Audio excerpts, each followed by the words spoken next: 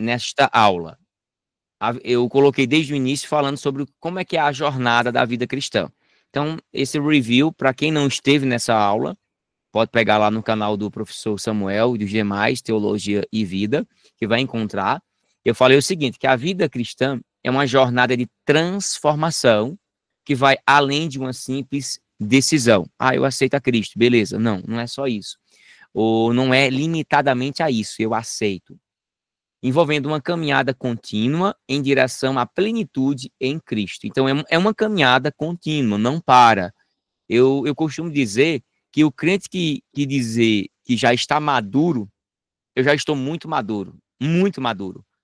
Ele tem que estar maduro, mas ele não pode estar muito maduro. Porque toda pessoa que estiver muito madura, o que acontece com uma fruta quando ela está muito madura? Ela apodrece e ela fica relaxada, e ela começa a se estragar e se autobanalizar. Então, nós somos um fruto que ele deve estar sempre maduro e produtivo, mas não chegar a um nível de podridão, como muita gente às vezes acontece, de já estar tanto maduro, tão recheado de conhecimento, tão recheado de informação, que já está saturando o que é padrão, o que é bíblico, o que é teologicamente sadio. Então esse fruto ele começa a se estragar e dizer, não, já estou muito maduro, muito maduro. E a gente sabe os efeitos de um fruto muito maduro.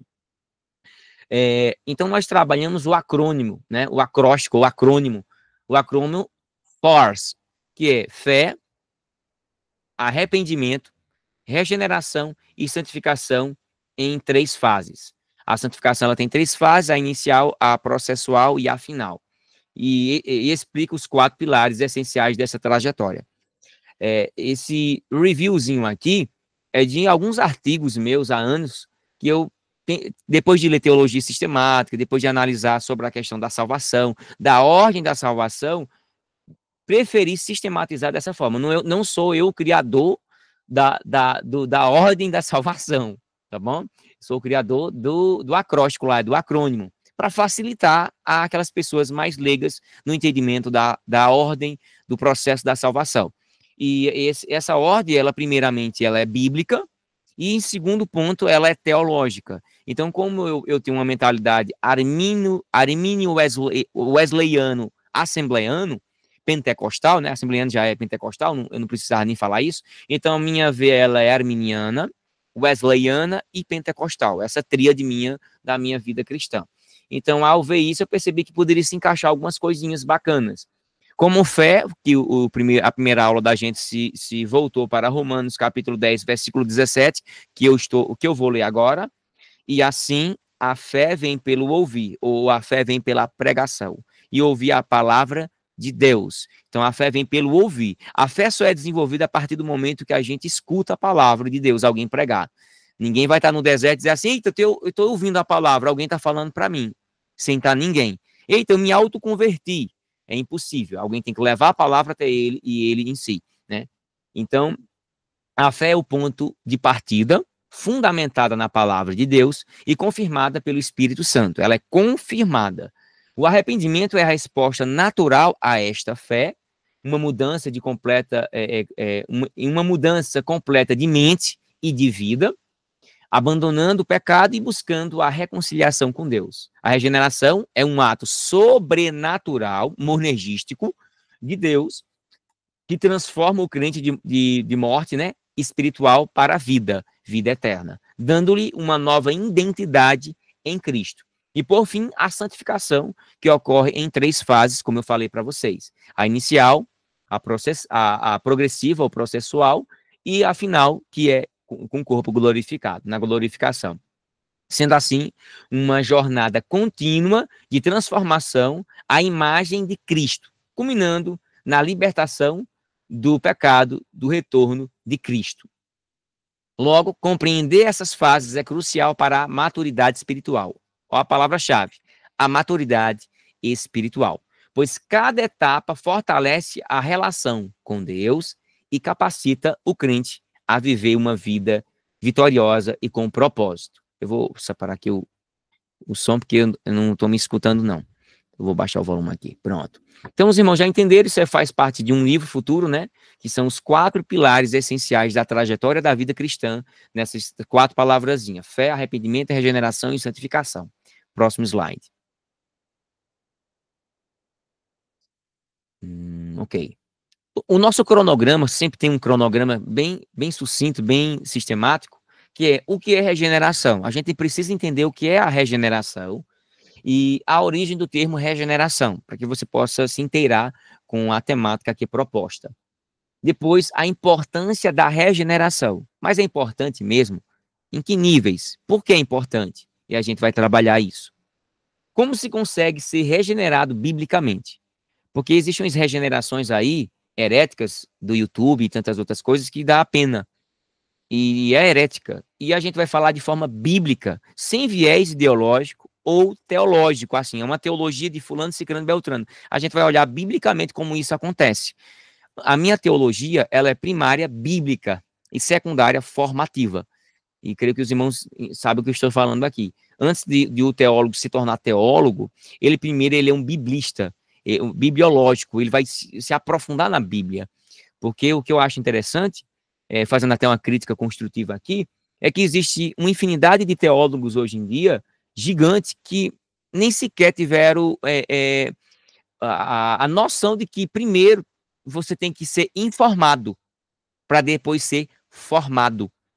Tem pessoas que querem se formar primeiro, mas não são informados primariamente, mas secundariamente. E isso dá um prejuízo muito grande. Pessoas sem conhecimento teológico de certas coisas, elas podem entrar em um nível de confusão quando for entrar em alguns aspectos teológicos, e isso vai, infelizmente, dificultar sua compreensão holística e ter um amadurecimento. E isso pode incorrer em várias coisas, como eu já vi gente se perder na fé. Não que teologia faça isso, não. Pessoas mal informadas e não mal formadas. Para eu ser formado, primariamente, eu teria que ser informado. E para isso se acontece lendo, se aperfeiçoando, buscando entendimento ali entre você e o texto e você e a ação do Espírito Santo, né? Mas você tem que ter essa noção. Então, a crítica é, tem teólogos que não leem Bíblia, leem teologias. Então, temos que ter a Bíblia. Eu tenho uma infinidade de livros aqui que 99%, 98% eu priorizo a palavra de Deus. Lendo, já li dezenas de vezes, para depois entrar em outros livros. Todos esses livros falam só de um único livro. Olha que magnífico. Milhões de livros falam sobre um único livro, a Bíblia Sagrada. O livro de Deus. Memorize essa palavra, essa frase. O livro de Deus. A palavra de Deus. Então, a soteriologia e a fé. Não, essa soteriologia e a fé não deveria estar aí. Foi parte do slide anterior, é porque eu coloquei em cima desse slide. A regeneração e o novo nascimento. Exemplos clássicos que eu tirei, pelo menos um que é fundamental, é cirúrgico. Tinha vários outros. Eu tentei ser o mais sucinto possível, mas eu escolhi textos fantásticos, que é o coração de pedra sendo transformado em um coração de carne. Glória a Deus. E por último, em conclusão, principais passagens sobre a regeneração. Porque não adianta, irmãos, falar sobre regeneração e você não botar, fomentar seu trabalho e colocar passagens bíblicas. A gente tem que ter, onde é que fala sobre regeneração? Ah, eu não sei não. Mas como é que você dá uma aula de regeneração e não fala sobre regeneração? É incoerente. Então a gente tem que ter passagem bíblica. Nós não estamos fazendo aqui achismos, nós estamos fazendo sabor teológico, né? Porque teologia é vida. Let's go. Próximo slide. Primeira pergunta: o que é a regeneração? A regeneração é o ato sobrenatural da parte de Deus, pela qual ele concede uma nova vida espiritual ao pecador. Ponto final. É uma transformação interior. Uma pessoa, você vê que essa pessoa está tão mudada. O cristão ele passa por 2 moldes. O molde da transformação, né? Eu fui transformado. E o mundo da mudança. Fulano está tão mudado, beleza, mas desde que ele seja transformado. Porque existe muita mudança que não é transformação, mas toda transformação é mudança. Eu tenho fazendo o meu termo, indo e voltando, para vocês se encaixarem aí. Tem muita gente que muda esteticamente, muda visualmente, até muda mentalmente. Mas isso não quer dizer que ela é uma pessoa transformada. Porque vai além do que é uma formação propriamente dita. Transformação, aquilo que vai além. Então, essa transformação, ela nunca acontece no exterior. Nunca. Transformação que acontece no exterior não é transformação, é mudança. Nós temos que ter mudança? Sim. A gente não vai andar nem se comportar como o mundo aí, a podridão do mundo, a imundície imunda do mundo mundano. Então, nós temos uma transformação interior. Essa transformação acontece no nosso interior e ela é realizada por meio da ação do Espírito Santo. E isso, consequentemente, vai fazendo com que eu venha mudar a minha vida. Então, existem essas duas mudanças. Uma mudança exterior e uma transformação interior por meio da palavra de Deus e pela ação do Espírito Santo.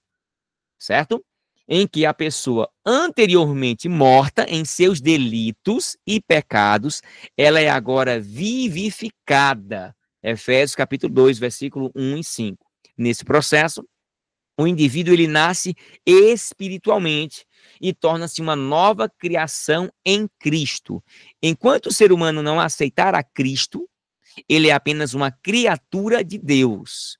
Depois que ele aceita Cristo, ele se transforma filho de Deus, criatura de Deus, uma nova criatura, que é um filho. Uma nova criatura é um filho.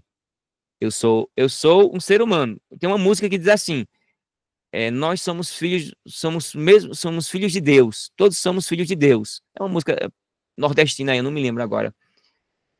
Eu sou filho de Deus, não sei o que, filho do mundo, eu esqueci agora. Mas é meio interessante. E eu, ao perceber, analisar essa reflexão, essa letra dessa música, deixa eu botar aqui o micro zoom, voltando ao normal, pronto. Uma letra que diz que todo mundo é filho de Deus. Não, todo mundo é criatura de Deus. Nós somos criaturas de um Criador. A criação somos nós, a criatura, e o Criador é Deus. Quando eu aceito Cristo, eu me torno uma nova criatura. Essa nova criatura é chamada de filho de Deus, co-participante com Cristo. Aí aqui diz, conforme também enfatizado, nasce espírito, conforme também enfatizado e ratificado em Romanos capítulo 8, versículo 9 e 11. É fantástico essa passagem, eu vou ler aqui para os irmãos, os irmãos conhecem muito bem, para não ficar só eu lendo. O verso, gosto muito do verso, Romanos capítulo 8, pronto, verso 1. Agora, pois, nenhuma condenação há para os que estão em Cristo Jesus, porque a lei do Espírito de vida em Cristo te livrou da lei do pecado e da morte. Verso 8. Verso 8 não, vou logo para o verso 9, 6 em diante. Porque o pendor da carne dá para a morte, mas o do Espírito para a vida e paz. Todos esses versículos aqui, depois os irmãos lemos. Por isso, o pendor da carne é inimiga, ou faz inimizade, ou é inimizade contra Deus, pois não está sujeito à lei de Deus, nem mesmo pode estar. Portanto, os que estão na carne não podem agradar a Deus. Vós, porém, não estáis na carne, mas no Espírito, se de fato o Espírito de Deus habita em vós. E se alguém não tem o Espírito de Cristo, esse tal não é dele. O verso 14, que eu amo, sou apaixonado pelo verso 14. Pois todos os que são guiados pelo Espírito de Deus são filhos de Deus. Você é guiado pelo Espírito Santo, pelo Espírito de Deus, o Espírito Santo, sim, você é filho de Deus. Aceitou a Cristo, sim.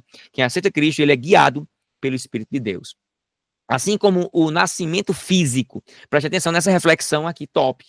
Assim como o nascimento físico, fisiológico, nos trouxe a vida terrena, o nascimento ou o renascimento espiritual nos conduz à vida celestial. Vou repetir. Assim como o nascimento físico nos trouxe a essa terra e nos tornamos terráqueos, o nascimento espiritual ou o renascimento espiritual nos tornam cidadãos espirituais de um reino de Deus. Glória a Deus. Esse renascimento, ele é distinto do primeiro nascimento.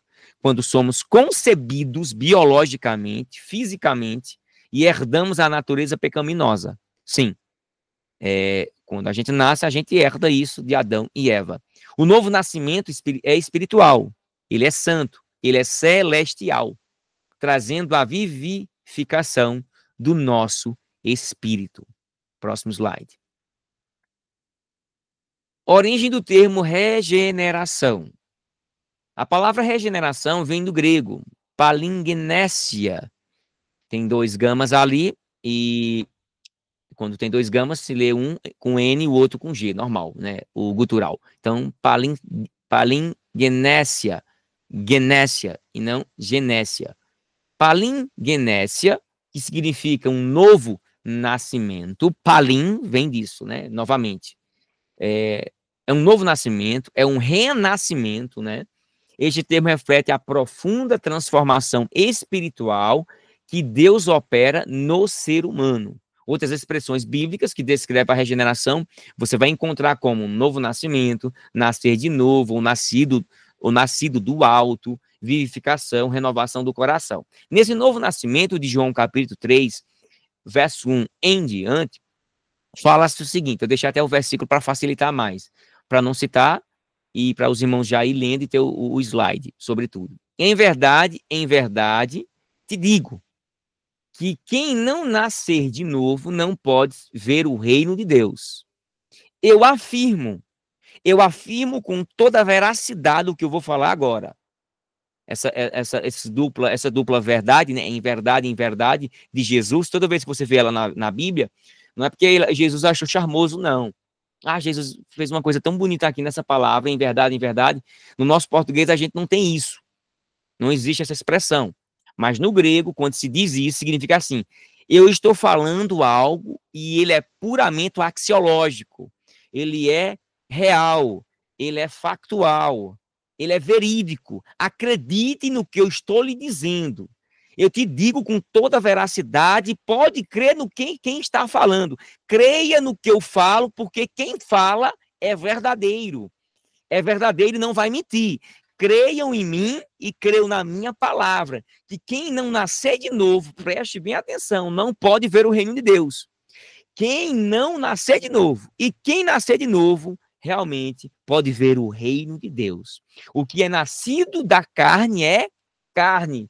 E o que é nascido do Espírito é Espírito. Ou seja, quem é nascido da carne, primariamente, se ele não aceitar a Cristo, ele vai se tornar apenas carne, uma carne humana. Mas se ele ser nascido do Espírito, ele se torna uma outra dimensão. A segunda dimensão é a dimensão espiritual, é o nível da salvação.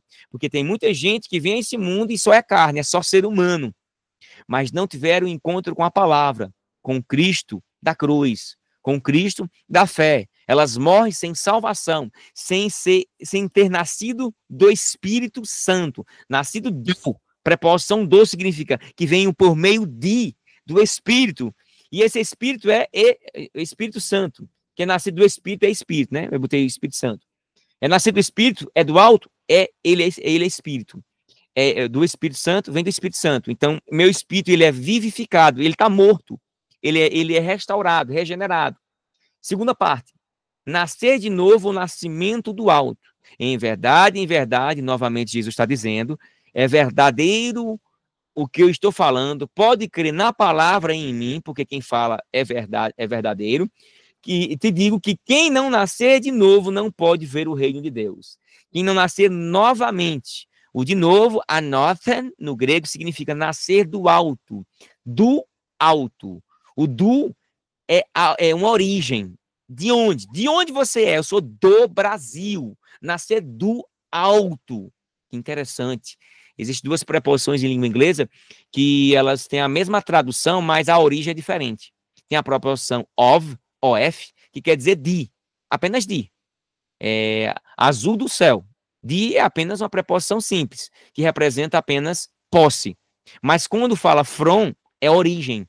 Então, eu sou do Brasil. I'm from Brazil. Então, from ali significa o quê? Origem. E essa ideia aqui de dizer que é nascido do Espírito, ela tem uma dupla camada. Eu nasci do nasci do alto, ou seja, é um nascimento que expressa a posse de onde vem esse nascimento, que é do alto, e representa mutuamente uma origem. Essa origem não é humana, ela não é limitada, ela é divina. O processo de salvação é divino, vem do alto, não vem do homem, ninguém pode comprar, a não ser receber gratuitamente por meio de Cristo. Terceiro ponto, vivificação. Efésios capítulo 2, versículo 6.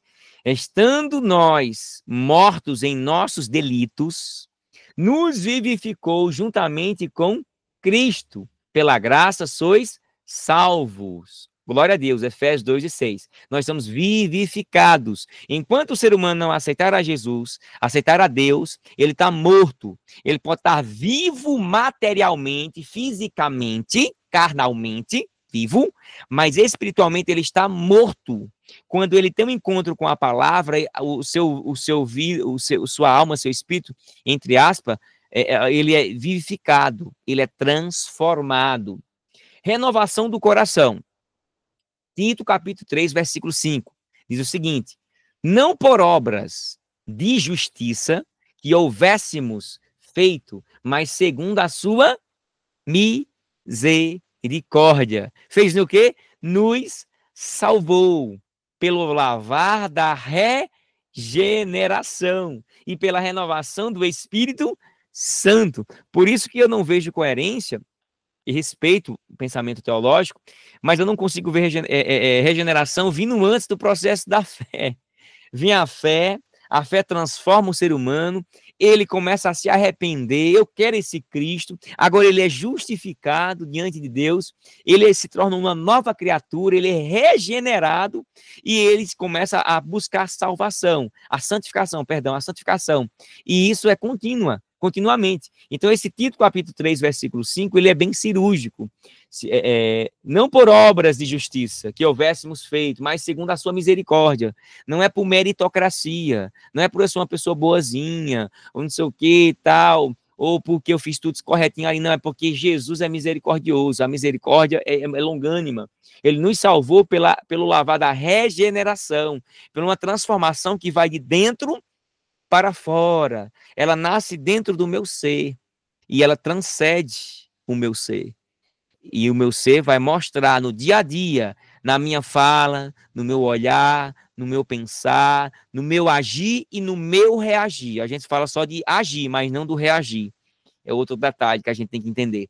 Agir é uma coisa, reagir é outra coisa. Ver uma coisa, enxergar é outra coisa. Ouvir uma coisa, escutar é outra coisa. São sinônimos, mas são distintos. Próximo slide. Qual é a importância da regeneração? A regeneração, ela é essencial na doutrina da salvação. Claro que sim. Na soteriologia, doutrina teológica e sistemática. Marcando o momento em que o pecador, espiritualmente morto em seus delitos, ele é o quê?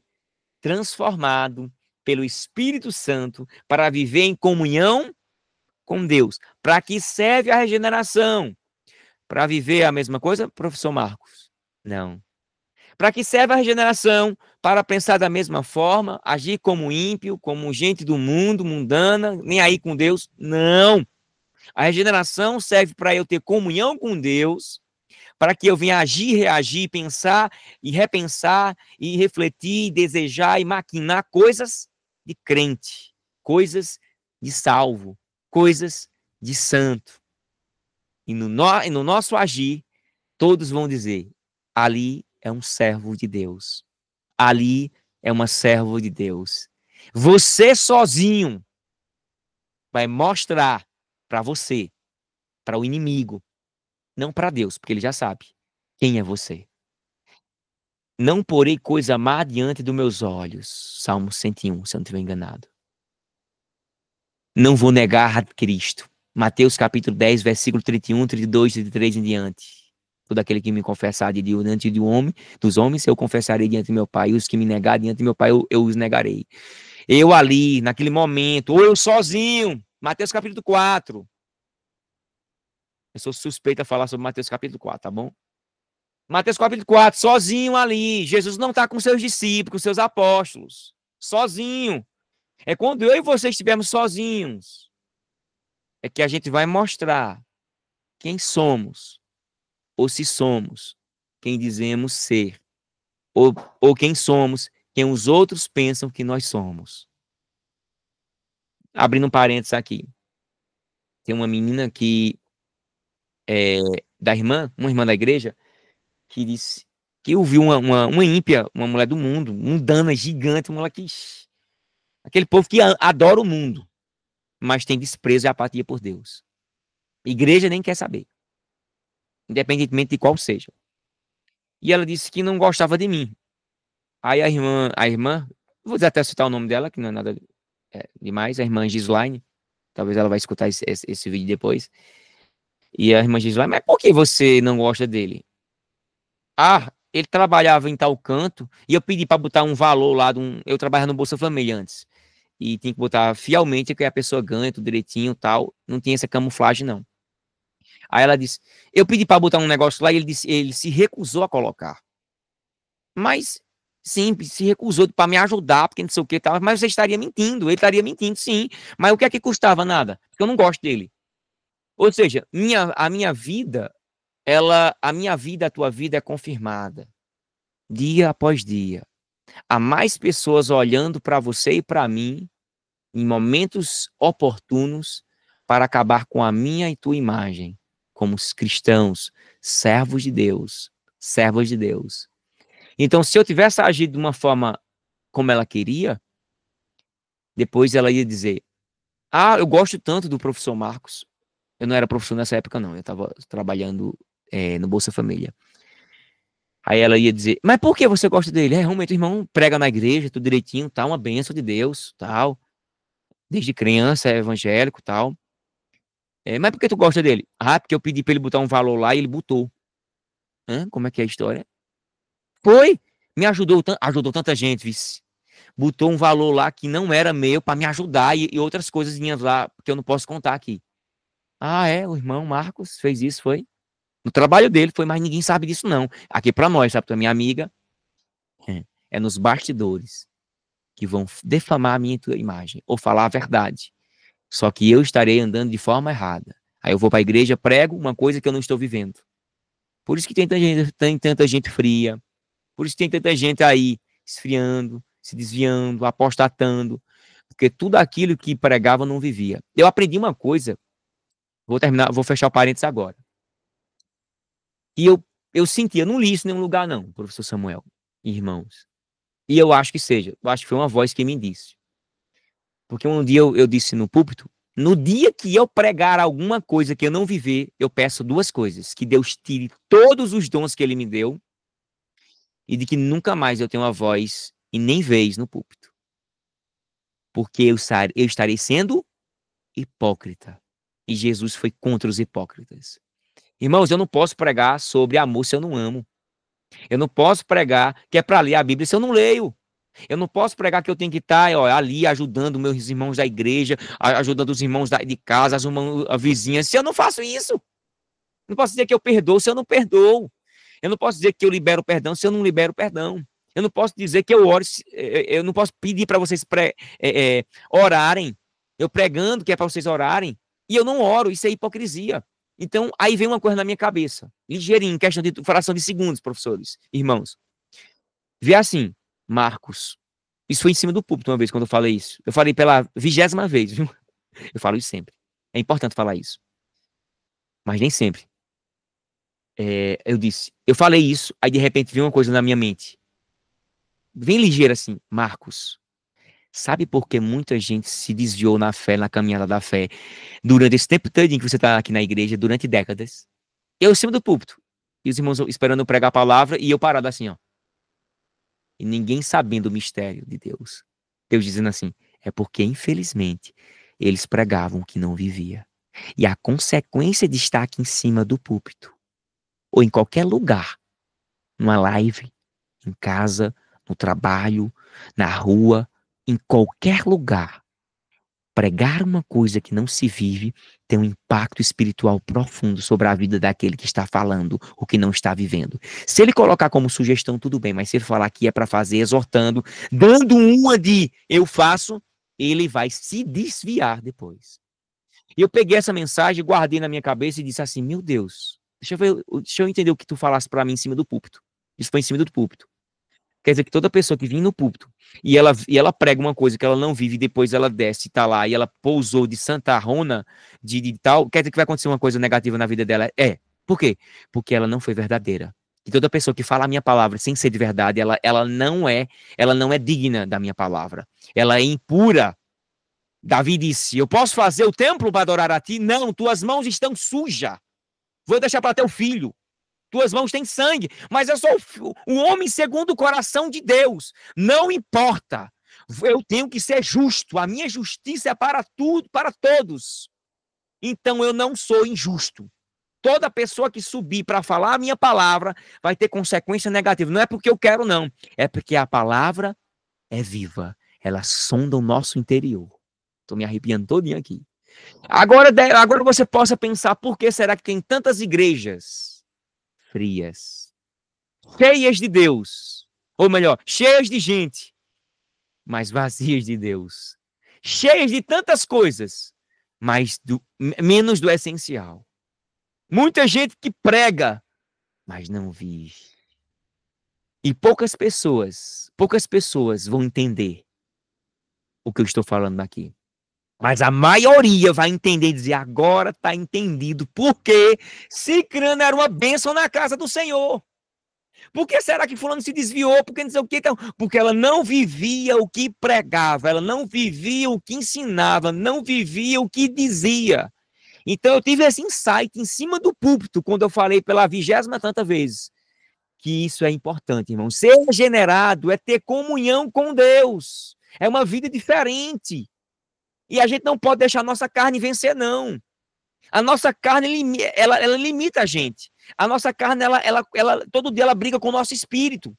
E quem mais eu alimentar vai ficar forte sobre a carne ou contra o espírito. Se eu alimentar mais a minha carne vai ficar fraca.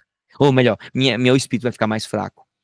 É igual aquela história que eu falei para vocês há umas semanas atrás. Um camarada que tinha 10 cachorros em casa e ele trabalhava com competições. Tem no meu livro isso aí. E ele todo mês ele ganhava as corridas. Era caríssimo essas corridas. Eu acho que os irmãos sabem mais ou menos como é que funciona. Os cachorros corre e você aposta em um cachorro. São dezenas, né? E ele tinha 10 e ele fazia o sorteio mensalmente, parece. E no mês, todos os meses, durante todos os anos, ele acertou todas as vezes. E ninguém entendia, chamava ele de bruxo, chamava ele não sei o que e tal. E um dia antes de morrer, que ele não tinha filho, ele chamou o sobrinho para revelar o grande segredo. E o sobrinho pegou lá, pensando que ele ia trazer um papel, explicando sistematicamente como é que ia ser essa magia de saber e prever que toda vez ele marcava um cachorro diferente. E todas as vezes eram 10 cachorros, cada um com sua numeração. E ele sempre ganhou, nunca perdeu uma só aposta. E os demais, ele ficava com todo o dinheiro e não dividia com todo mundo, evidentemente. E no dia de posse de morte, ele falou para o seu sobrinho: vem cá, eu vou revelar o segredo, o grande segredo. Mas não conta para ninguém, não, para você seguir a caminhada. Ele: tá certo, tio, pode dizer. O segredo é o seguinte: você vai escolher um cachorro por mês. Um cachorro por mês. Escolha qualquer um. Escolha ele. E a ele você dê 100% de comida, ração, 100% de água, 100% de descanso. E pode deixar ele lá. Os outros você dá 50%, no máximo, de 30% a 50% de comida, no máximo, de 30% a 50% de água, e não deixe eles ficarem descansando. Bote ele para fazer qualquer outra coisa, agite ele, deixe eles perturbados e cansados, não deixe dormir direito, tá certo? E o outro pode deixar tranquilo. No final do mês, quem está mais forte, mais revigorado, mais capaz de vencer essa trajetória da vida, dessa caminhada, vai ser o cachorro que você mais alimentou, mais deu possibilidade para ele fazer isso. Ok? E o sobrinho ficou: era só isso? Sim, era só alimentar alguém com mais veemência e esquecer o outro. Isso eu trouxe para meu livro e para minha vida espiritual. Que quem mais eu alimentar na minha vida vai vencer a batalha. Se eu alimentar todos os dias a carne, minha carne vai ficar forte e eu vou me desviar. Mas se eu alimentar todos os dias o meu espírito me libertando de tantas coisas e besteiras da vida, crescendo na graça, no conhecimento, buscando espiritualidade, orando, jejuando, fazendo a minha parte de cristão, mais o meu espírito vai ficar forte. No momento de uma tribulação, de uma perturbação, de uma dificuldade, ele vai ser forte. Não quer dizer que você não vai se estressar, vai sim. Paulo diz, irai-vos, mas não pequeis. Pode chegar um momento que você se estresse de uma forma tremenda, mas você não vai, através desse ato, se utilizar dele para pecar. Você sabe que existe aquilo ali. Aí Paulo sabiamente diz, irai-vos, tá bom, eu me irei, Paulo, eu me indignei. Sim, mas lembre-se, não peque, não se aproveite desse momento para pecar. Beleza? Tá bom, Paulo, mas eu estou irritado profundamente, então eu não vou pecar. Deus, me tenha misericórdia. Quase que eu pulei a segunda fase. A primeira fase foi me irritar ao extremo. Eu vou finalizar o parênteses aqui, senão a gente vai ter muitas ilustrações, mas eu acho que é pertinente a temática. Como não sou calvinista, e também respeito todos os meus calvinistas, amigos, mas então, na Ordo Salutis arminiana, ou de Armínio, Jacó Armínio, a ordem da salvação, a regeneração ela ocorre após a fé e o arrependimento genuíno. Que eu não consigo imaginar uma pessoa sendo regenerada primeiro, sem ter fé na palavra, regenerada primeiro, sem se arrepender. Eu não consigo, em hipótese alguma, eu não consigo. No dia que eu conseguir, aí eu viro, né? Eu deixo de ser arminiano e vou ser calvinista ou qualquer outra vertente teológica. Mas, por enquanto, ao meu ver, ao meu limitado saber teológico bíblico, eu penso, biblicamente, que seja a regeneração, ela ocorre após a fé e o arrependimento genuíno. Como resultado da reconciliação e da justificação realizada por meio de Deus através de Cristo que morreu na cruz. Sem esta obra, o ser humano permanece o quê? Incapaz de viver em conformidade com a vontade divina e de experimentar a plena comunhão espiritual com Deus. O ser humano ele permanece incapaz de viver em conformidade com a vontade divina, com a palavra de Deus e de experienciar a plena comunhão espiritual com Deus. Me lembro quando eu fui batizado com o Espírito Santo, há muito tempo atrás. Cada um tem uma experiência diferenciada. Eu busquei, passei anos e não fui batizado. E quando eu namorei uma menina que era da igreja católica, que eu trouxe ela para a vida cristã, no dia ela foi lá e ela se ajoelhou, conforme a igreja Assembleia de Deus faz ainda, chamar, convidar para ser batizada com o Espírito Santo, e ela quase foi batizada no Espírito Santo. Minha esposa, Dayana. Aí quando eu olhei de longe assim, eu disse, meu Deus do céu, esses anos todos na casa do Senhor, eu não fui batizado, agora tu tá batizando minha namorada? Eu não acredito, não. Não, eu não concordo com isso, não. Eu fui orar e disse, Senhor, como é que eu passo a vida toda na tua casa? Sabe aquele tipo de você, não é passar na cara, mas algo parecido. Eu disse, como é que é? Minha namorada tá vindo agora para a igreja, já tá sendo batizada, quase sendo batizada. Eu pensei que ela tinha sido batizada, mas ela foi renovada, foi uma coisa assim, foi liberta, na verdade. Eu pensei que ela tinha sido batizada com o Espírito Santo. Muita gente sendo batizada com o Espírito Santo e eu aqui. Aí eu me ajoelhei e disse, Senhor, eu nunca bebi na minha vida, Senhor. E tu não quer me batizar? Eu nunca fumei, eu nunca me prostituí, eu nunca roubei, eu não vi nada disso. Aí tu não me batiza? Eu quero, eu vou glorificar a Deus. Eu comecei a glorificar a Deus e o que aconteceu? Eu fui batizado porque eu me entreguei 100%. Naquele momento eu comecei a falar em línguas estranhas. O que eu falava, Deus subsequentemente fazia com que eu entendesse 100%. Meus irmãos, é algo magnífico. Quem é pentecostal sabe muito bem. Você fala assim, você está falando assim, Jesus Christ lives in me. Jesus Cristo vive em mim. Jesus Christ is here. Jesus Cristo está aqui. Aí de repente sai na sua voz e sai, mas você entende o quê? Jesus Cristo vive em mim. Jesus Cristo é assim. Because for God now is impossible. Porque para perdão. Porque para Deus nada é impossível. Me lembrei agora de um fato fundamental. A fé. Quando eu criei aquilo ali, quando eu glorificava, eu olhava, abria os olhos, eu estava vendo, irmãos, que eu estava num deserto. Eu me vi num deserto, antes de ser batizado. E depois, quando eu estava falando línguas estranhas, eu estava entendendo tudo que eu estava falando. Eu falava línguas estranhas com os outros aqui, os outros sem entender nada. E eu digo, a gente não está entendendo não, e eu falando línguas estranhas. E eu sabendo, professor Samuel, Chester, Gelson e os demais. Eu estava falando assim, ó, Jesus está aqui. E eu falando assim, eu estava escutando assim, mas estava falando outro idioma. E eu comecei a ver os dois ao mesmo tempo, simultaneamente. Eu disse, meu Deus, eu estou falando uma língua que simultaneamente eu estou entendendo tudo. Que magnífico, que mundo. Não tem preço isso. E eu fiquei perplexo. Mas antes disso, o que acontece? Eu acho que é bom falar para os irmãos aqui. Eu estava pedindo e eu vi uma luz vindo perto do púlpito. E eu via um cenário como se fosse Israel, quente, quente, quente, eu debaixo de uma árvore que estava muito seca e um sol escaldante. O sol começou a se distanciar. Simultaneamente em que aquela imagem de sol ao meu redor falou para mim: você vai defender minha palavra? Aí eu pensei nas dificuldades, nas apatias, eu pensei nas perseguições, e eu vi aquela imagem diante de Deus, irmãos. Estou com a mão em cima da Bíblia aqui, não precisar nem falar isso aqui, mas é importante falar isso aqui, né? Nem acrescentar 1%, nem diminuir 1%. Quero ser cirúrgico no que eu estou falando para vocês. Nunca saiu da minha cabeça. Eu lá ajoelhado, vendo aquele cenário todinho, viu, meus irmãos? Cada um tem uma visão diferente. Não é a mesma coisa, cada um é diferente.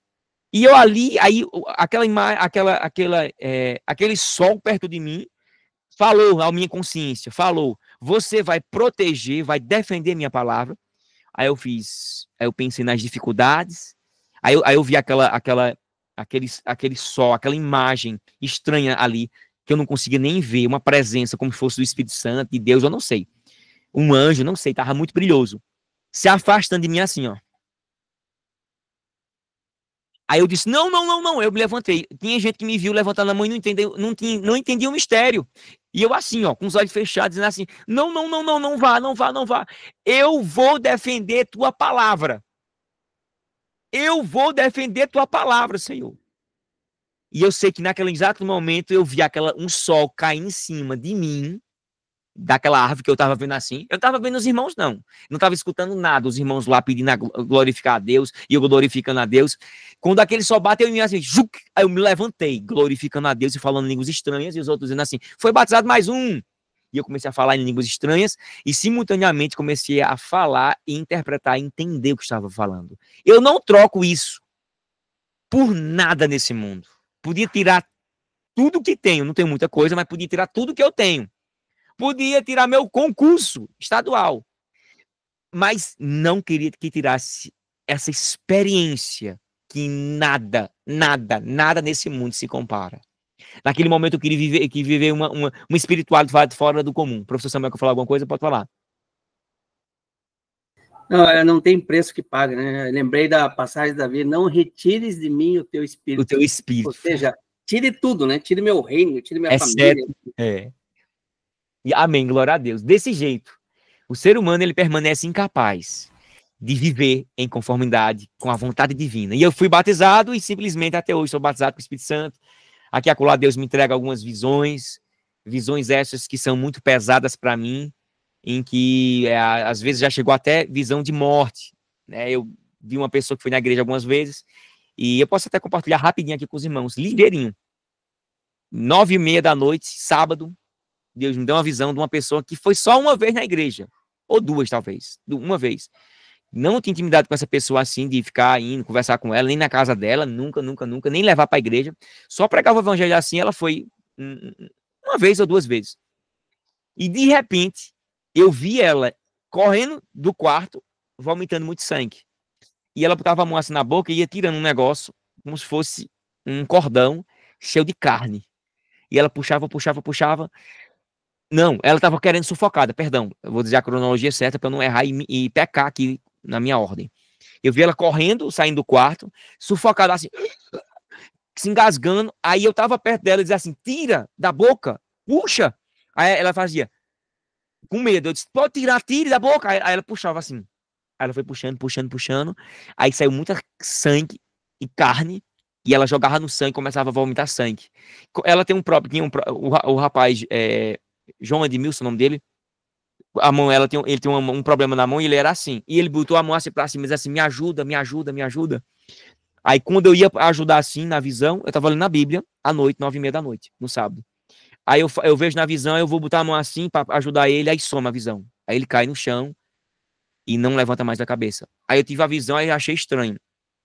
Aí eu disse, eita, que visão doida da minha cabeça. Ui, aí continuei lendo a Bíblia, de boa, 10 minutos depois, a mesma visão.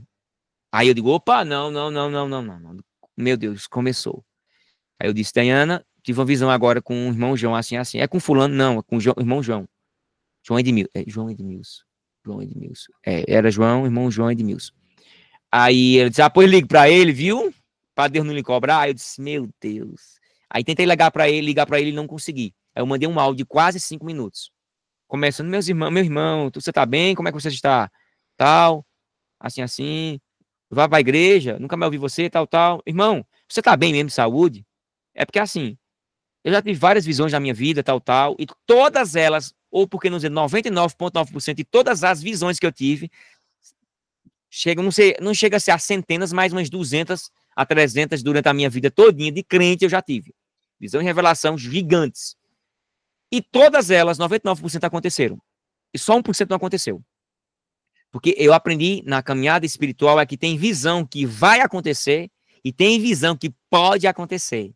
E tem visão que pode ser interrompida. Então, na minha trajetória da vida cristã, eu pude perceber isso. Aí ele disse, aí eu mandei o áudio, né, falando, tal, tal, mandei. Aí, de repente, com alguns minutos, ele liga para mim. Basta de 30 minutos. Meu irmão, eu tô bem. E esse áudio seu é o quê, tal? Eu tô muito bem. Disse, tá bom, irmão, é porque eu tive uma visão assim, tal, tal. Não, irmão, isso pode ser com outra pessoa. Aí eu, tá certo, irmão João. Deus abençoe, viu? Tá bom. Fui dormir de boa, quando foi 9 e pouco da manhã, no domingo, ele liga pra mim. Não, ele manda uma foto. Ele manda 3 fotos. Com um monte de sangue. No muro. Eu digo, gente, que é isso? Pensei que ele tinha levado uma queda ou alguma coisa assim. Nem me liguei na visão, né? Aí quando ele liga pra mim, aí cai a ficha. Eita. Ele disse, meu irmão, me perdoe. Eu disse, como assim, perdoe? Eu não duvidei de você não, viu? Não sei o quê. Eu disse, o que foi, irmão Edmilson? Ó, aconteceu tudo que você falou. Passo a passo. Tudo, tudo, tudo. Nunca aconteceu isso comigo. Como é que você sabia? Pelo amor de Deus. O que é que vai acontecer agora? E que não sei o que. Irmão, calma, calma, calma. Aconteceu o quê, varão? Isso aí que você falou assim, eu disse, meu Deus do céu. Sério, sério. Aqui, ó, mandou foto, o sangue, aquela coisa toda, e eu não entendi, foi nada. Aí quando foi na segunda-feira, ele não tinha ido para o hospital. Eu fui, peguei meu carro, ia dar aula, corri, levei ele, procurei ele, né? Achei ele, levei para o hospital e de lá ele foi para a cidade mais vizinha, depois para outra localidade. Semanas depois, foi constatado que se ele não tivesse ido naquele dia, ou 2, 3 dias depois, tinha estourado o baço dele. E ele teria morrido. Só que aí foi estudando mais sobre o caso dele e foi descoberto que na infância ele brincava muito na água e tocava em cima dos caramujos antigos, contaminados, aqueles caramujos, e deu cirrose nele. E ele nunca bebeu na vida. E foi uma coisa assim, fora do comum. Quando veio os dados tudo direitinho, ele passou 2 anos lutando, e por a negligência dele, da família, que não deixava muito ele teve uma missão, né, de mostrar fé para as pessoas. Foi no meu canal, eu falei que eu tinha dom de visão e revelação. Alguns ateus disseram que isso não existisse, é mentira. E eu fiz um segundo vídeo mostrando que ele estava na live mostrando que foi tudo verdade. E o ateu e os ateus que estavam no meu canal disse, isso é mentira, isso é combinado de vocês. Como é que há meses atrás ele disse que tem dom de visão, aí disse que tem visão, e agora o outro vem aí, isso é mentira. Aí depois ele fez uma segunda live mostrando toda a comprovação que ele estava doente, assim, assim, assim. E quando foi com meses depois, numa live que eu fiz, eu tive a visão dele morrendo o mais rápido possível. Eu gravei o vídeo e disse, eu só vou liberar esse vídeo quando ele morrer. Aí ele morreu. E eu fiquei me segurando, muito triste, chorei muito, muito angustiado. Aí fui, liberei. Não queria liberar e fiquei me dizendo, eu coloco ou não. Porque se eu botar, vão achar uma coisa. Não, mas eu vou colocar logo. Coloquei, aí o ateu, alguns ateus que botou no canal pediu desculpa, até perdão, disse, nunca mais eu vou duvidar de alguém. Isso foi verdade. E ele foi, e algumas até disseram, vou procurar uma igreja. Me recomenda algumas, procure a mais próxima da Bíblia. E eu sei que alguns deles que viram se converteram, outros xingaram, tiraram onda e não falaram mais nada. E eu sei que aconteceu a visão que Deus me deu. A visão do futuro de uma pessoa.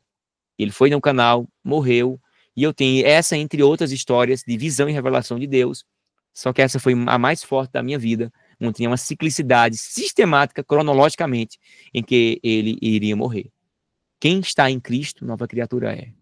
Quem está no Espírito, discerne bem as coisas. Quem não está, não vai discernir nada. Então, quem tem os dons espirituais, o fruto do Espírito, sabe do que eu estou falando. Próximo slide. Transformação da natureza, parte 1. A regeneração, ela transforma a natureza interior da pessoa, como eu falei, trazendo uma nova vida espiritual e capacitando-a a ter comunhão com Deus. E esse é o ponto em que a pessoa inicia o processo de santificação, uma obra conjunta entre o Espírito Santo e a cooperação humana, é um sinergismo original, em resposta à graça divina. A graça, ela é... ninguém pode se eximir da graça de Deus, todos têm essa graça, vem até nós, só que eu posso escolher sim ou não. Então, ela é irresistível em um aspecto, mas ela é irresistível em outro aspecto. Ela é irresistível no contexto em que ela vem a todo mundo. A graça de Deus vai para toda a humanidade. Mas cabe a mim responder essa graça sim ou não. Se eu respondo sim, eu sou regenerado. Se eu digo não, infelizmente, eu não me torno uma nova criatura. Então, Romanos capítulo 6, versículo 4. Uma nova criação em Cristo, parte 2. A regeneração faz do ser humano uma nova criação em Cristo. 2 Coríntios 5,17. Assim que, de sorte que quem está em Cristo, nova criatura é, as coisas velhas já passaram e eis que tudo se fez novo. Essa transformação implica um ódio renovado pelo pecado e um amor genuíno por Deus. Frutos da graça operante no coração regenerado, arrependido, que tenha fé, que é justificado. Este renascimento é a porta de entrada para o reino de Deus e para uma vida voltada à santidade e ao serviço divino, porque eu preciso me santificar, você e todos nós precisamos nos santificar. Próximo slide. Capacitação para a obediência. Para a obediência, parte 3. Na regeneração, conforme Ezequiel 36 e 26, preste bem atenção, o coração de pedra, ele é substituído por um coração de carne, simbolizando uma transformação interior e uma mudança exterior que capacita a pessoa a viver em obediência a Deus. E essa mudança, ela não apenas torna possível a vivência da fé genuína e ao arrependimento, mas também evidencia que tais atitudes precederam e são um reflexo da obra regeneradora realizada por Deus, vinda por Deus. E na teologia arminiana, a regeneração não é entendida como a causa da fé, a qual é capacitada e tornada possível pela graça preveniente de Deus, mas sim como a consequência direta da justificação, do arrependimento e da reconciliação que Deus realiza em Cristo, por meio de Cristo e através de Cristo. Romanos 6 e 4. Início da vida transformadora, parte 4. A regeneração, ela marca, então, o início de uma vida completamente transformada, no qual o Espírito Santo, ela atua profundamente no coração do ser humano, do homem, né, do ser humano, do homem, que eu digo homem em si, homem e mulher, né, o antropos é homem e mulher. Trazendo-lhe uma nova orientação ou reorientação e disposição para viver conforme a vontade divina, embora seja um ato de graça preveniente, que Deus ele inicia nele, por meio dele, através dele, por meio de sua palavra e do Espírito Santo, sustenta e consuma essa transformação,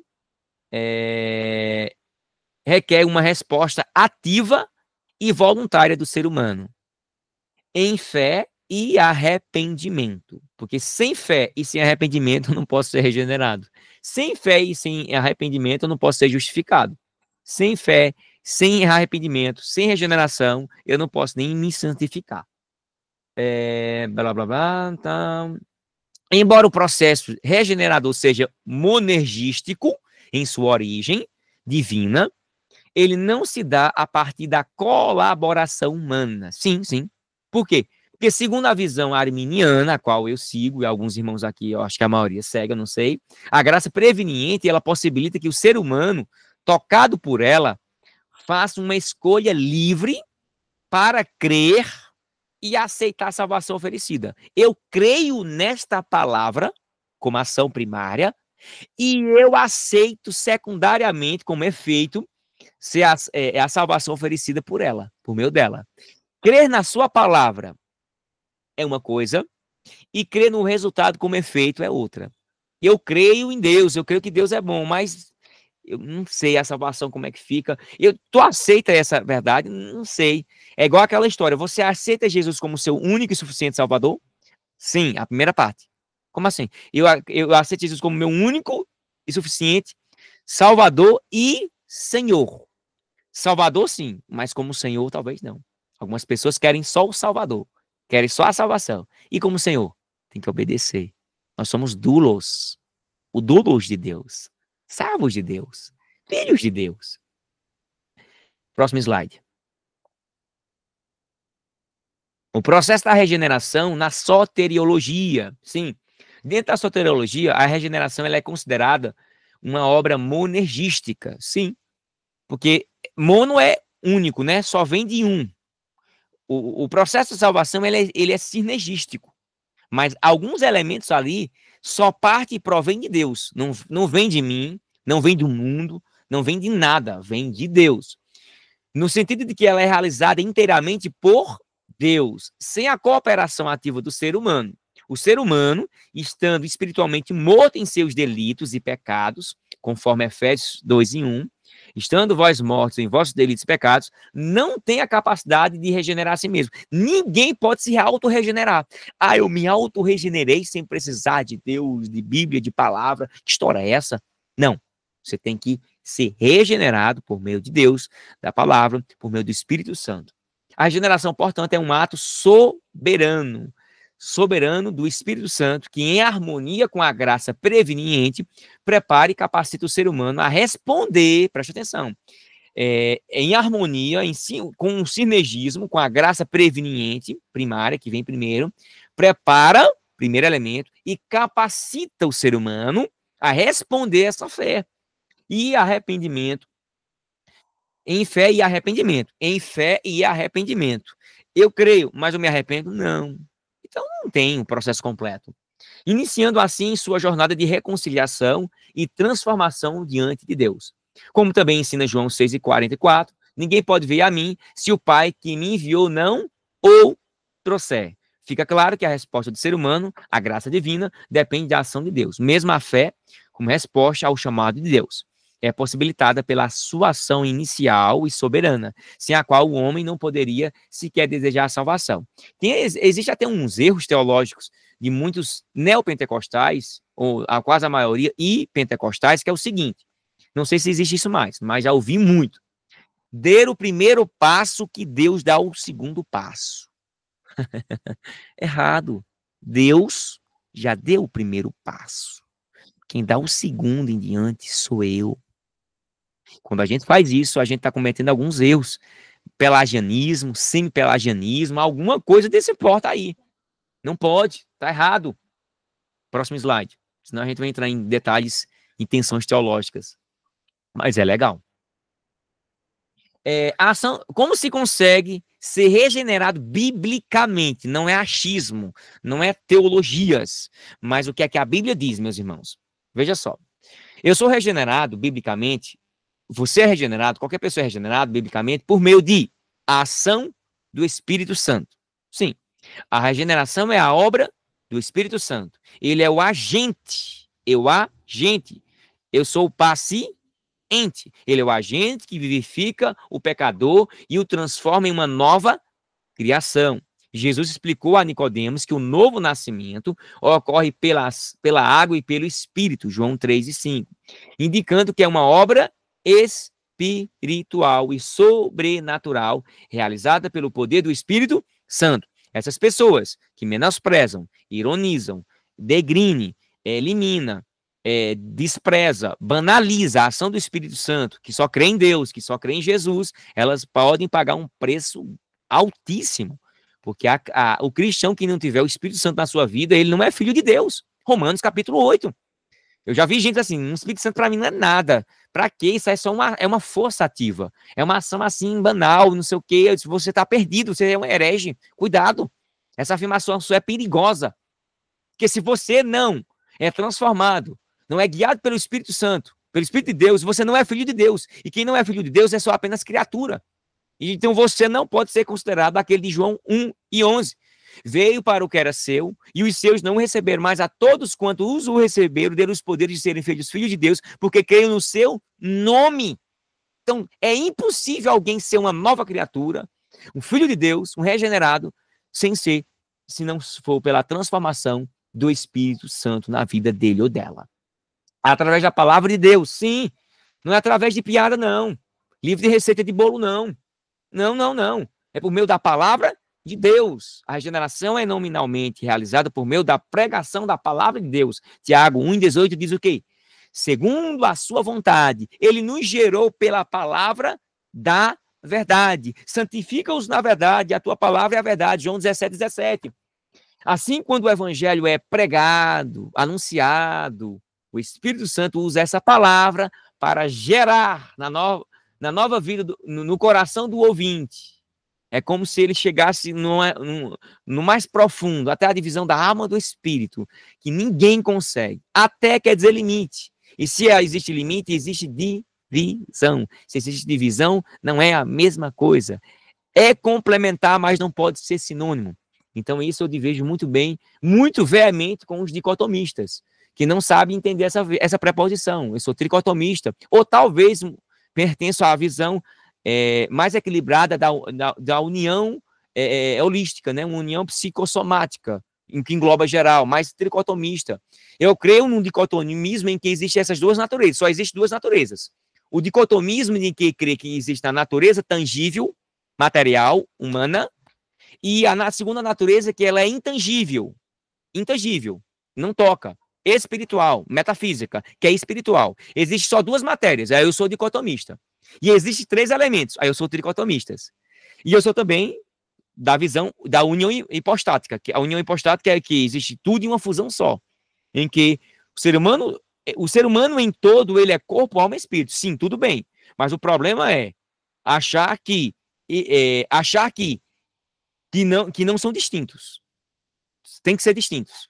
Aí é onde se ocorre o erro de muitos doutores em teologia dizerem, não, eu não sou nem dicotomista, nem tricotomista, eu sou isso aqui, essa visão aqui. Sim, mas tenha cuidado, porque se você for dessa, você vai dizer que o corpo não é tão importante.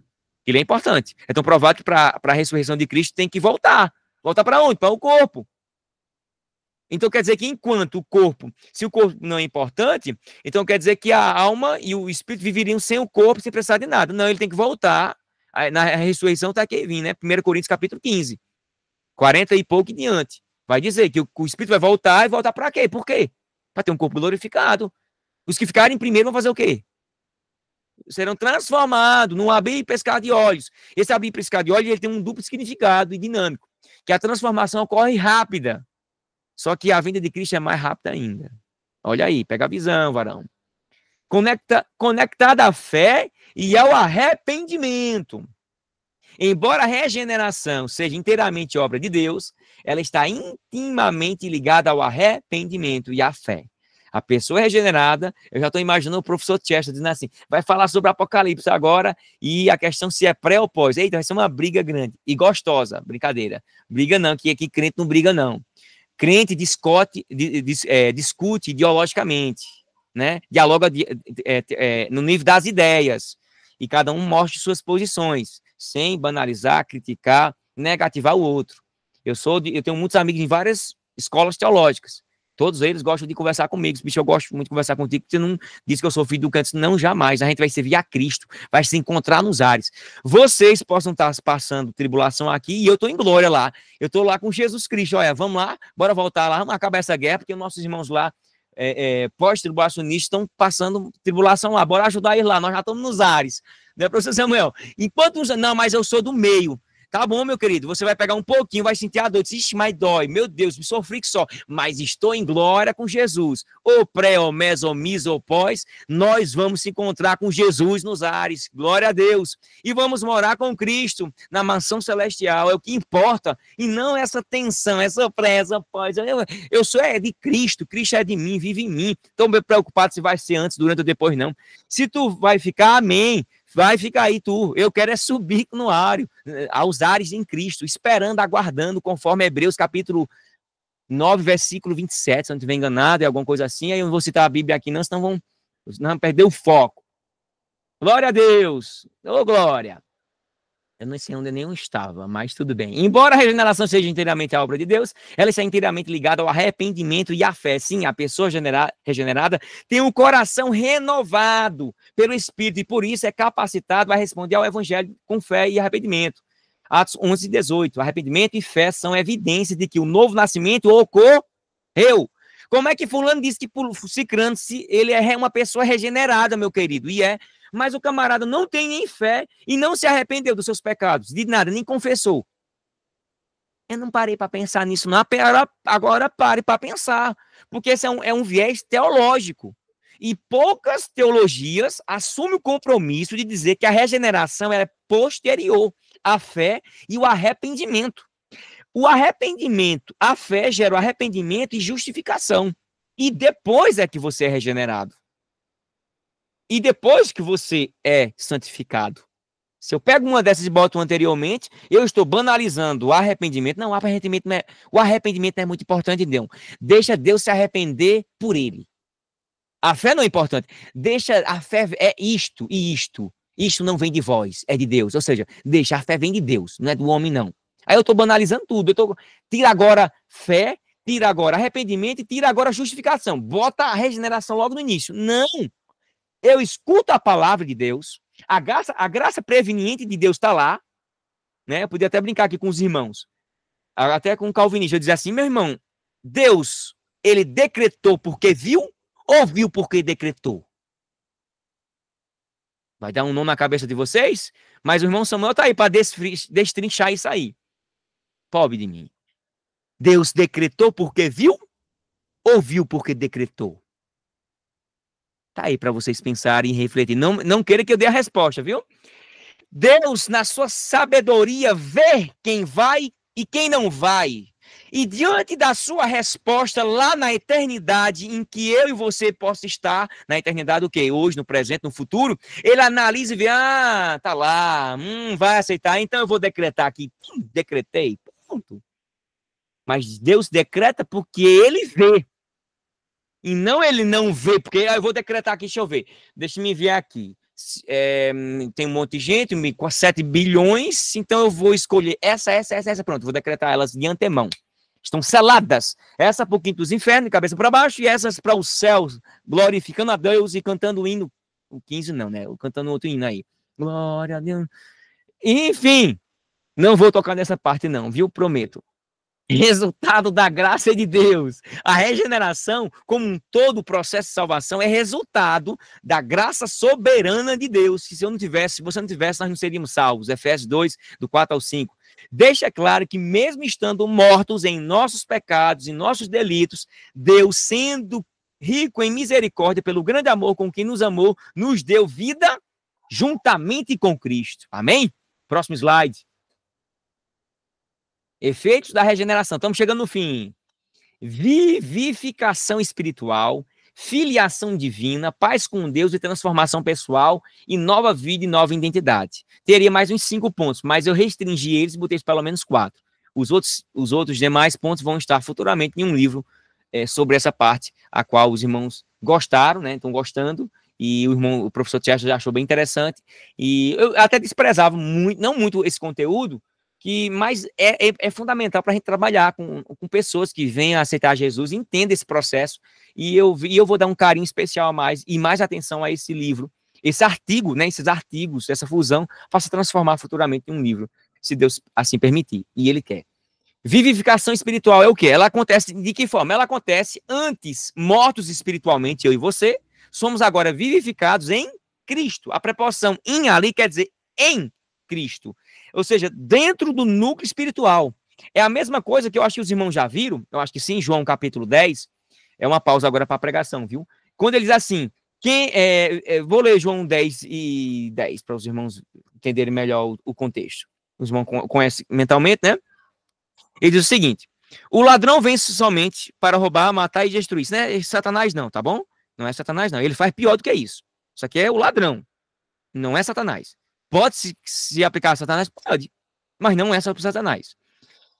O ladrão vem senão somente a roubar, matar e destruir. Eu vim para que tenham vida e a tenham com abundância. Beleza, eu sou o bom pastor dá a vida pelas suas ovelhas. O mercenário que não é pastor, a quem não pertence às ovelhas, vê vir o lobo, abandona as ovelhas e foge. Então o lobo as arrebata e dispersa. O mercenário foge porque é mercenário e não tem cuidado com as ovelhas. Eu sou o bom pastor. Conheço as minhas ovelhas e elas me conhecem a mim. Assim como o Pai me conhece a mim, eu conheço o Pai e dou a vida pelas ovelhas. Aí o ponto crucial aqui é o seguinte, ó. Em verdade vos digo, verso 1. O que não entra pela porta do aprisco das ovelhas, mas sobe por outra parte, este é o ladrão e salteador. Aquele, porém, que entra pela porta, esse é o pastor das ovelhas. Para este, o porteiro abre as ovelhas ouvem a sua voz e ele chama pelo seu nome as suas ovelhas, suas próprias ovelhas, e as conduz para fora. Depois de fazer sair todas as que lhe pertencem, vai adiante delas e elas o seguem, porque lhes reconhece a voz, mas de modo nenhum seguirão o estranho, antes fugirão dele, porque não conhecem a voz dos estranhos. Jesus lhe propôs esta parábola, mas eles não compreenderam o sentido daquilo que lhes falaram. Jesus lhe afirmou ele de novo, em verdade, digo, eu sou a porta das ovelhas. O que é que isso tem a ver com essa questão que eu falei aqui? É o seguinte, quem está em Cristo, eu sou a porta. Metaforicamente, Jesus disse que ele é a porta. Irmãos, o que é que porta faz? Porta abre e fecha, mas a porta, ela fecha algo. Porta-joias, fecha joias. Porta de casa, fecha para os ladrões não entrar e destruir, invadir. Porta do banco, aquela porta gigante do cofre vai proteger o dinheiro. Sim. E com Cristo? Ele é a própria porta. Quem está em Cristo está protegido. Quem está desse lado, você e eu, nós estamos desse lado, igreja do Senhor. Acalma teu coração, tua vida, teus filhos, tuas filhas. Nossa família está protegido por Cristo, em Cristo. Eu estou do lado de dentro da porta, porque eu aceitei Jesus. Você está desse lado. Quem estiver do outro lado é que tem que ter cuidado. Quem está do outro lado que não aceitou a Jesus está desprotegido. Por isso que a preposição in, lembre disso. Lembremos disso. Quando você vê a preposição in, significa isso. Dentro dessa conectividade de que Jesus é a porta. E se ele é a porta, eu e você passamos e ele olha e diz assim, pode ficar tranquilo. Além de ser o pastor das ovelhas, eu sou a porta. Você está protegido. Você quando dorme, eu estou te protegendo. Você quando vacila, não percebeu alguma coisa ou outra, eu vou te proteger. Eu estou aqui, eu não vou deixar ninguém te destruir. Quem está em Cristo é capacitado a buscar coisas divinas e viver uma vida de fé e santidade. Eu acho que é pertinente falar sobre isso para mim, para você. E para as pessoas que vão assistir esse vídeo, quando eu prego, eu estou pregando para vocês aqui, para mim primeiramente, para vocês, e para aquelas pessoas que a partir dessa live abençoada aqui, vou dizer live, né, desse estudo bíblico, elas vão ser alcançadas, o seu coração, a sua mente, a sua vida, a sua família, e elas vão ser transformadas de tal forma que diz, graças a Deus que eu vi esse vídeo aí na internet, essa pregação, essa ministração, essa parte de libertação, eu queria ouvir isso, eu queria entender que Jesus está me cuidando de mim, não sendo simplesmente apenas o pastor que vai dar a palavra para mim, mas aquele que vai abrir na hora para eu sair, agora você pode sair, meu querido, e voltar e ser protegido, porque ele está guiando. Na hora que ele abrir a porta, pode ficar tranquilo que ele vai te seguir, ele vai contigo, aonde quer que você e eu andemos e andarmos. Filiação divina, tornando os filhos de Deus, sendo feitos participantes da natureza divina. João 1, do 12 ao 13 que eu falei agora, eu citei mentalmente. Paz com Deus e transformação pessoal. A regeneração resulta em paz com Deus. Aquelas 3 pazes que a gente falou, paz com Deus, paz consigo e paz com o próximo. A primeira e a segunda pode até ser, mas a terceira vai ser difícil. Encontrar paz com quem não quer paz. Ser amigo, nós temos que ser amigo de Deus, porque Deus é nosso amigo. Mas amigo do mundo não dá certo. Amigo de quem quer ir para as trevas não dá certo. Eu tenho coleguismo com o mundo, mas não posso ser amigo do mundo. Tem pessoas da minha família que eu não posso ser amigas delas. Tem pessoas da minha casa, não da minha casa aqui, né? Da minha casa familiar, que eu não posso ser amigo deles. Mas até o fulano, mas até o ciclano não posso. Eu posso ser colega, não posso ser amigo. Porque a amizade com o mundo é ser inimiga com Deus. Mas pode ser fulano, não pode ser qualquer um, pode ser meu pai, pode ser minha mãe, pode ser meu irmão, minha irmã, pode ser meu tio, minha tia.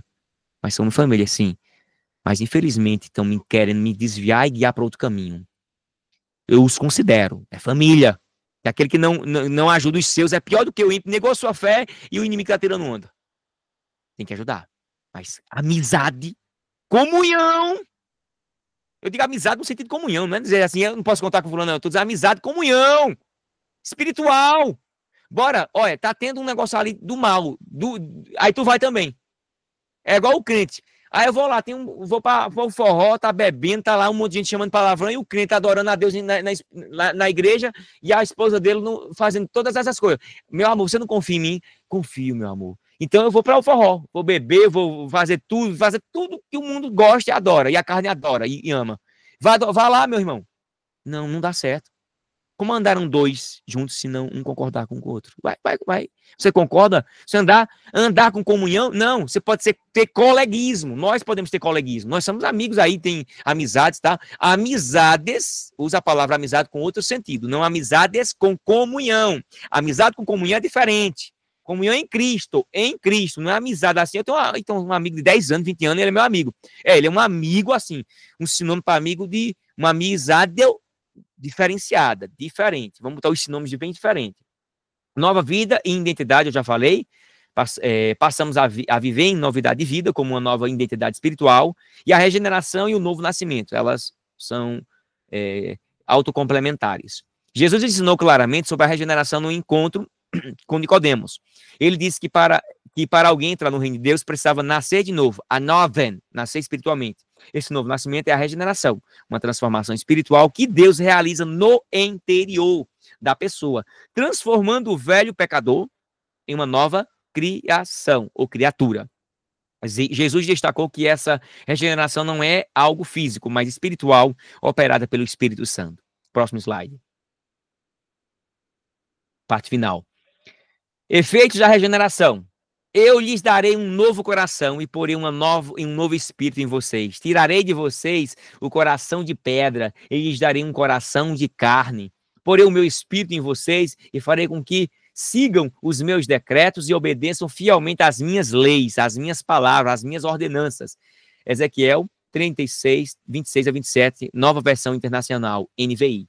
Ezequiel 36 é uma passagem crucial que descreve muito bem a regeneração como a transformação radical do coração do homem. De coração de pedra se transforma em um coração de carne. A expressão coração de pedra, lev eben, no hebraico, implica um coração endurecido. Lev eben, ou lev basar. Lev eben implica um coração endurecido, insensível, irresistente à vontade de Deus, marcada pela obstinação e pelo pecado. Parte 2. Em contraste, o coração de carne, lev basar, sugere um coração moldável, que pode se mudar, sensível e receptível, capaz de responder à ação de Deus. Por isso que a gente distingue uma pessoa que pode passar muito tempo escutando a palavra, o evangelho, tal, mas ainda continua com o coração de pedra.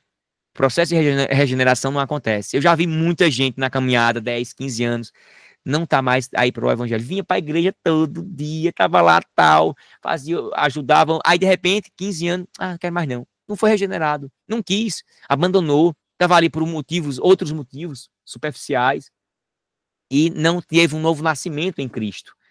Linguisticamente, a mudança de pedra para carne simboliza o quê? A transformação de um estado de morte espiritual para um estado de vida espiritual, onde o indivíduo, eu e você, agora renovado, passa a ser sensível à voz de Deus. A voz de Deus. E o que acontece? Quem tem ouvidos, ouça. Apocalipse fala sobre isso. Eu tenho ouvidos, mas eu estou só escutando e não mais obedecendo a ordem. Estou escutando a palavra, mas não estou ouvindo. Você dá ouvidos a seu pai, porque é ordem. Ou você está só apenas escutando, porque tem ouvidos.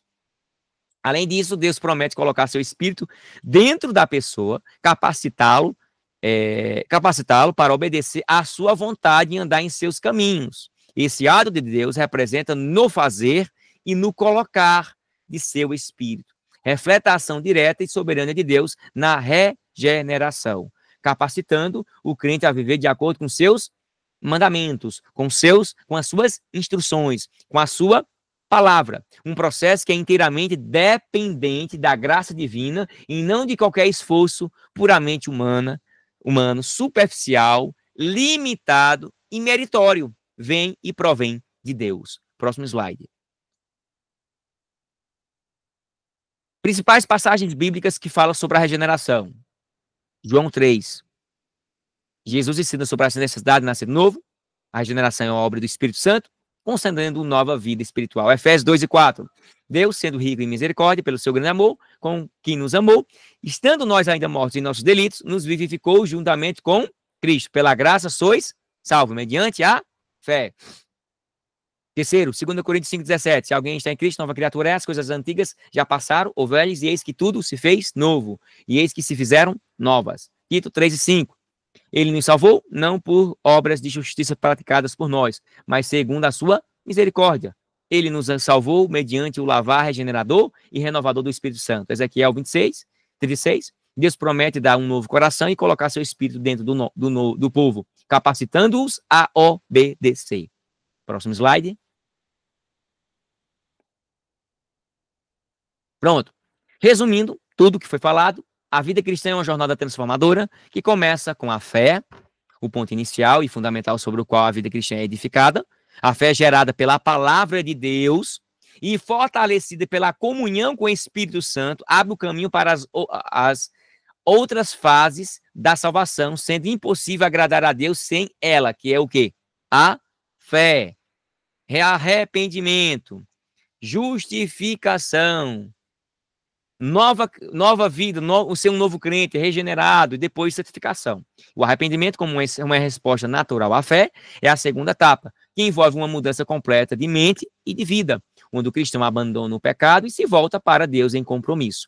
No entanto, o arrependimento por si só não traz a transformação plena necessária para uma vida cristã fiel. Exatamente, a regeneração, uma obra sobrenatural do Espírito Santo, é a terceira fase, a fase da regeneração, onde o crente é transformado, renascido, ele começa renascendo, né, espiritualmente e passando de uma vida separada de Deus para uma nova identidade em Cristo. João 3, de 3 ao 7 e 2 Coríntios 5, 17.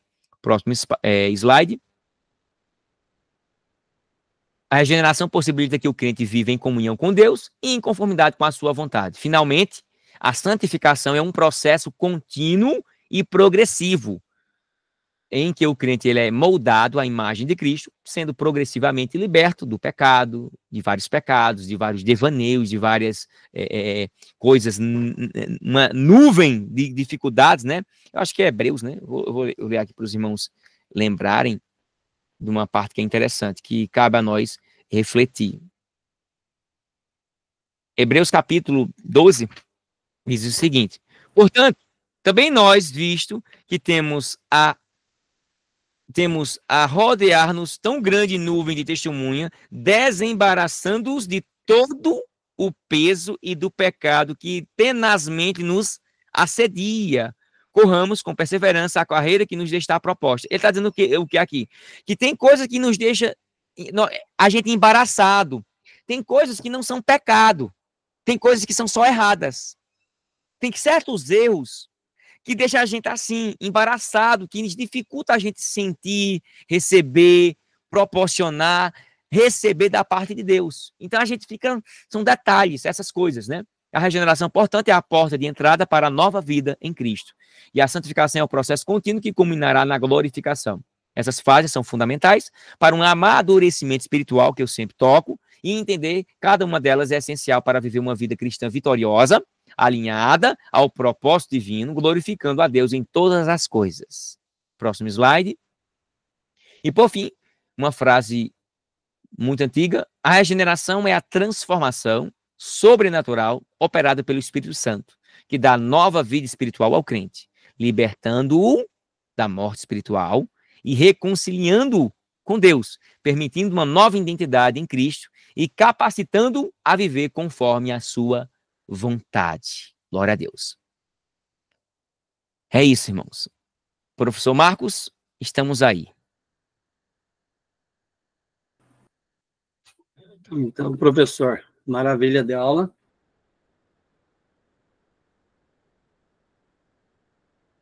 Glória a Deus. Deu tudo certo.